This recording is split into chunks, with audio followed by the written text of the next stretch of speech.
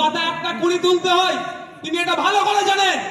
কিন্তু ওই চা বাগানের শ্রমিকদের এখনো পর্যন্ত মিনিমাম ওয়েজেস নিয়ে 2015-16 থেকে 2024 হচ্ছে, প্রায় 22 থেকে 23 বার মিটিং হয়ে যাওয়ার পরেও অপদার্থ মমতা ব্যানার্জির নেতৃত্বের সরকার এখনো চা শ্রমিকদের মিনিমাম ওয়েজেসটা ঠিক করতে পারলো না।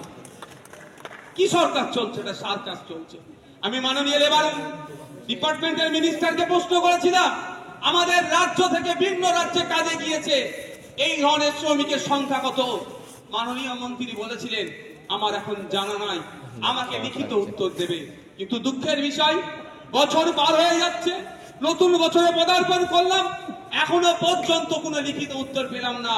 আমার তো মনে হয় এই ডেটাটুকু পর্যন্ত মমতা ব্যানার্জির শাসন আমলে অপদার্থ মন্ত্রীর কাছে হয়তো নাই, এরা দপ্তর চালাচ্ছে।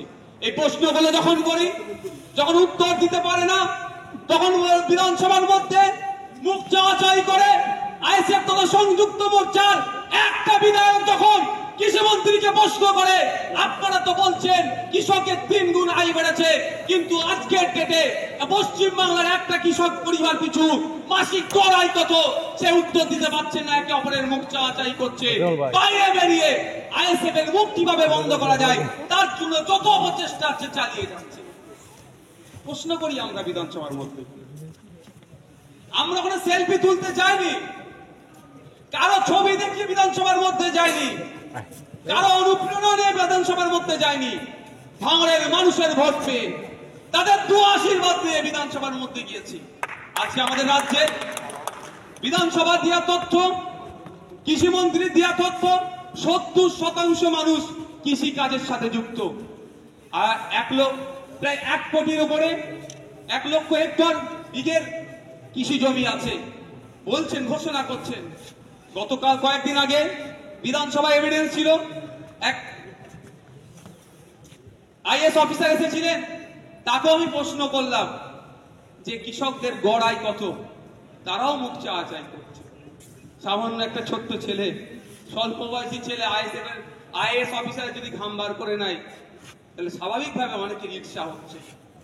কিন্তু আমি বলি, আমরা এই কথা বলছি বলে, মানুষের অধিকার নিয়ে কথা বলছি বলে, পরিযায়ী শ্রমিকের কথা বলছি বলে, জল জমি জঙ্গলের অধিকারের, স্বাভাবিক অধিকারের কথা বলছি বলে, হাতির হানায় প্রতিনিয়ত দেখছি মানুষ মারা যাচ্ছে। সেই প্রশ্ন যখন বিধানসভার মধ্যে করছি, মাননীয় অপদার্থ মন্ত্রী এখন জেলের হাওয়া খাচ্ছে। আমরা প্রশ্ন করেছিলাম যে বিগত দিনে হাতিতে এত লোকালয়ে আসে না, এখন কেন হাতি চলে আসছে, হাতি রোধের জন্য কি ব্যবস্থা গ্রহণ করছেন? অপদার্থ মন্ত্রী এখন জেলের হাওয়া খাচ্ছে। তিনি বলেছিলেন, আমাদের উত্তর দিয়েছিলেন, হাতিকে নাকি জঙ্গলের খাবার আর ভালো লাগছে না, লোকালয়ের খাবার ভালো লাগছে। ভাবতে পেরেছেন? কিন্তু একবারের জন্য বললো না, তার দলের দামাল ভাই ভাইপোদের অত্যাচারে জঙ্গল কেটে সাফ করে দিচ্ছে, সেখানে রিসর্ট বানাচ্ছে, আমোদ প্রমোদের জায়গা করছে, ফলে হাতির খাবার কমে যাওয়ার ফলে লোকালয় আসছে আর গ্রামের সাধারণ মানুষ ক্ষতিগ্রস্ত হচ্ছে, মারা যাচ্ছে। কথা করার জন্য বললেন না। মাননীয় যখন যেটা ইচ্ছে হয়, ঘুম থেকে যেটা ইচ্ছে হয় বলে দেয়, কিন্তু কতটা সায়েন্টিফিক তিনি হয়তো জানেন না। তার পাশে যারা থাকে জানি না তাকে কিভাবে গাইড করে। যদি আমাদের এখানে লক্ষ্মীদাকে সাথে নিত, অন্তত কিছু অন্ত ভালো গাইড করতেন, যে জল জমি জঙ্গলের একটা বুঝিয়ে দিতেন, সেটাও তো নেবে না। কিভাবে নেবে? দলে জয়েন করে, বুদ্ধি নেওয়ার জন্য নেবে না। তিনি বললেন হাতির হানায় মারা গেলে পরিবার পিছু চাকরি পাবে। আমি প্রশ্ন করেছিলাম, নির্দিষ্ট সময় দিয়ে একটা প্রশ্ন করেছিলাম, এই সময়ের মধ্যে কতজন মারা গিয়েছে বিধানসভার মধ্যে, আর কতজন সরকারি চাকরি পেয়েছে। কিন্তু দুঃখের বিষয়, মাননীয় ঘোষণা করে দিয়েছেন, কিন্তু চাকরির সংখ্যা, যে সংখ্যায় মারা গিয়েছে সেই সংখ্যা এখনো চাকরি দেয়নি। যখনই বলা হচ্ছে কবে হবে, একটা সুন্দর এরা বাক্য এদের মুখস্থ করে রেখে দিয়েছে যে প্রসেসে আছে, হয়ে যাবে। এটা 2011 সালের পর থেকে এই প্রসেসে আজ হয়ে যাবে। বিভিন্ন বিষয়গুলো দেখছি আজও হয়ে যাচ্ছে। তাই বন্ধুগণ, আমরা মানুষের অধিকার নিয়ে কথা বলি। এই মানুষের অধিকার নিয়ে কথা বলার জন্যই আমাদের প্রতি এত অত্যাচার নেমে আসছে। বিজেপি সারা রাজ্যে সভা সমাবেশ করছে, সেই অর্থে তাদের বিরোধিতা করতে দেখতে পাচ্ছি না। সিপিএম করছে, কংগ্রেস করছে, বিভিন্ন রাজনৈতিক দল করছে, আজকে সিপিআই করছে, তাই সেই অর্থে কারো বিরোধিতা দেখতে পাচ্ছি না। আর আইএসএফ করলেই যত বিরোধিতা হচ্ছে। তবে একটা জিনিস মাননীয় নিজে এস্টাবলিশ করে দিচ্ছে, এই রাজ্যে মাননীয় যে অপকর্ম, যে তার দলের চুরি দুর্নীতির বিরুদ্ধে সব থেকে বেশি সোচ্চার হচ্ছে যে রাজনৈতিক দল বিধানসভার মধ্যে, বিধানসভার বাইরে, সেটাই হচ্ছে আইএসএফ। আর এসিসিএম, আমার কাছে ডেটা আছে, কলকাতা পুলিশের ম্যারাথন হওয়ার কথা বলেছিল, যে রুটের কথা বলেছে সেখানে আর অ্যাভিনিউ এর কথা বলা আছে। আবার আমাদেরকে যে রিভিউজ বা ডিনাই লেটার দিয়েছে সেখানে উল্লেখ করছে আর অ্যাভিনিউ তে এসইউসিআই প্রোগ্রাম করছে। আমরা তো আর অ্যাভিনিউ থেকে অনেকটা ভুগেছিলাম, এর থেকে প্রমাণিত হয়ে যাচ্ছে। বাংলার মানুষকে বলবো, আইএসএফ এর কর্মকাণ্ডকে দেখুন।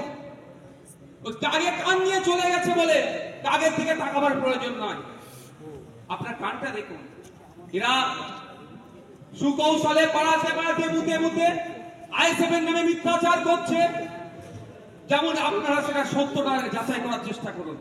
যখন আনিসের বাড়ি ছুটে যাচ্ছি, ওয়াকাব ব্যাপারে নিয়ে কথা বলছি, মাদ্রাসায় শূন্য পদের সংখ্যা 10,000-এর বেশি হয়ে যাচ্ছে কেন, এই আওয়াজ যখন তুলছি, ওবিসি সংরক্ষণের কথা যখন বলছি, দেবত্ব সম্পত্তি উদ্ধারের কথা যখন বলছি, রিফিউজি ল্যান্ডের উদ্ধারের কথা যখন বলছি, ফেক এসটি/এসসি সার্টিফিকেট কেন ইস্যু করা হচ্ছে, এর বিরোধিতা যখনই আমরা করছি, এক কথায় আর্থসমাজ মানুষের আর্থসামাজিক মান উন্নয়নের কথা যখন বলছি, তখন আইএসএফ হয়ে যাচ্ছে মুসলমানের দল, তখন আইএসএফ হয়ে যাচ্ছে বিজেপির দালাল, তখন আইএসএফ ভোট কাটতে এসেছে বলে আইএসএফ কে নিয়ে যাওয়ার চেষ্টা করছে। বন্ধুগণ, মানুষের অধিকার নিয়ে কথা বলছি। 2021 সালের আগে ঠিক একই ভাবে বলা হচ্ছিল এই 21-এর নির্বাচনে বিজেপি এসে যাবে। এখন তৃণমূলকে সবাই সুযোগ দাও, নবুত্ব বিজেপি বলেছিল, কিন্তু দিনের শেষে কি দেখলাম, আমরা আমাদের জনপ্রতিনিধি ঢুকাতে পারলাম না, মধ্যখানে বিজেপি আর তৃণমূল একজন সংখ্যাগরিষ্ঠতা নিল, একজন সেকেন্ড অপোজিশনের জায়গাটা দখল করে নিল। আমরা যদি ওদের কথা শুনে যদি নির্বাচন প্রক্রিয়ার অংশগ্রহণ থেকে বিরত থাকতাম, বিধানসভার মধ্যে ঢুকে যে এসটি/এসসি থেকে শুরু করে সংখ্যালঘু দলিত আদিবাসীদের উচ্চ বর্ণের এক কথায় মানুষের অধিকারের কথা বলছি, হয়তো সেটাও সে বলার জায়গা থাকতো না।